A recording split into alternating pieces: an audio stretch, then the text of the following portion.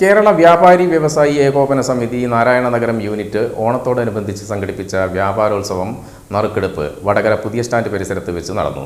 പരിപാടി പി രാജൻ ഉദ്ഘാടനം ചെയ്തു.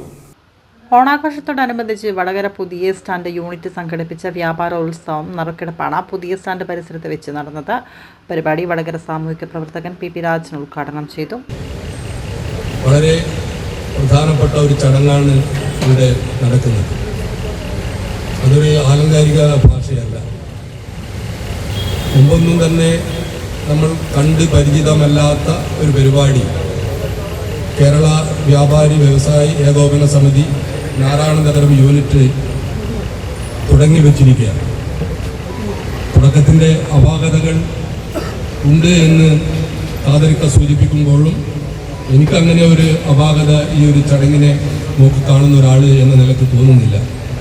കുറച്ചുകൂടി ഗൗരവപ്പെട്ട രീതിയിൽ വരും കാലങ്ങളിൽ ഇത് നടത്താനുള്ള തയ്യാറെടുപ്പും ഉണ്ട് എന്ന് അദ്ദേഹത്തിൻ്റെ സംസാരത്തിലൂടെ നമ്മൾ മനസ്സിലാക്കി കഴിഞ്ഞു.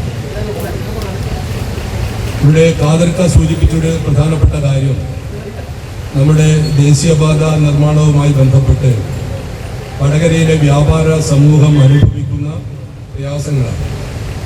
നേരത്തെ സൂചിപ്പിച്ചതുപോലെ ഒരുപക്ഷെ മുക്കാളിക്കപ്പുറത്തുള്ള ആളുകൾ ചോമ്പാലക്കപ്പുറത്തുള്ള ചടങ്ങിൽ ജനറൽ സെക്രട്ടറി NP ഗോപി സ്വാഗതവും പ്രസിഡന്റ് PA ഖാദർ അധ്യക്ഷതയും വഹിച്ചു.